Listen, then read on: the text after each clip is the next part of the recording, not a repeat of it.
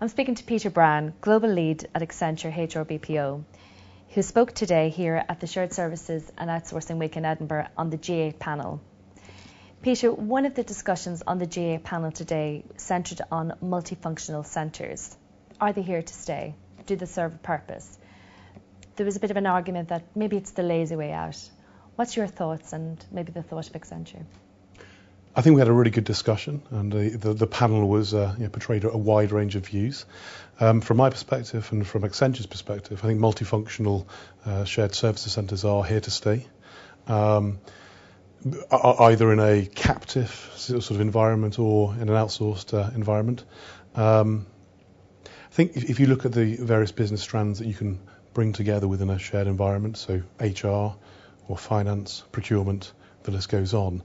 Underlying many of those functions are very common processes and data, and being able to centralise that information and the processes as much as possible and put that under a single sort of leader, if you like, I think leads to many efficiencies, both in terms of scale, in terms of cost. Fundamentally, it's around the business value that going down such a route will deliver to the business, and we fundamentally believe with all the clients we work with, if we're unable to deliver business value, then typically we won't play, so to speak.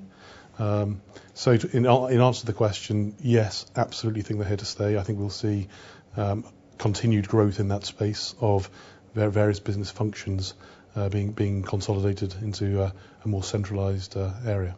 What about the argument, though, of trying to put all these different processes like HR, IT, procurement, finance under one umbrella or under one roof and really trying to put one band-aid over it, the same application? How would you argue that point? I think it depends on the processes and, again, what you're trying to achieve. So in some areas of BPO, it's around moving to a transformed state straight away. In other areas, you can move the function to a shared service environment and improve those processes over time. But again, it's back to the fundamental reason as to why you're doing it, which is around delivering business value. We would contend that by creating that environment, which gives you much greater transparency to the data within the business, enables in turn much faster decision making and much faster results from a business perspective. In this session as well, we also discussed outsourcing and outsourcing to cheaper locations, labour arbitrage versus value. Do you see an end to outsourcing? This was something that you brought up in the session.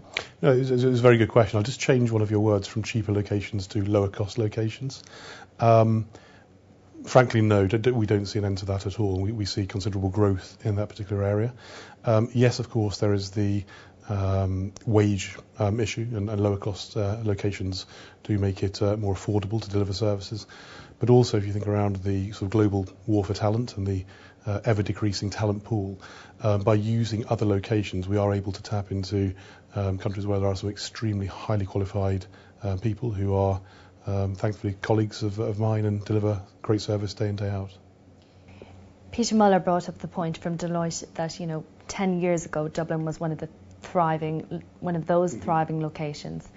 However, it appears to me that we're chasing around the globe for lower costs, lower everything, and more value. When will that chase come to an end? I think you brought it up in the context more of an organisation setting up a captive, being very sure about picking the right location to guard against exactly what you described in Dublin. I think from an outsourcing perspective, the reason Accenture has invested in a global network of delivery centres is that it enables us to be able to basically move work from centre to centre seamlessly and deliver the same service to our clients. Okay, thank you very much, Peter.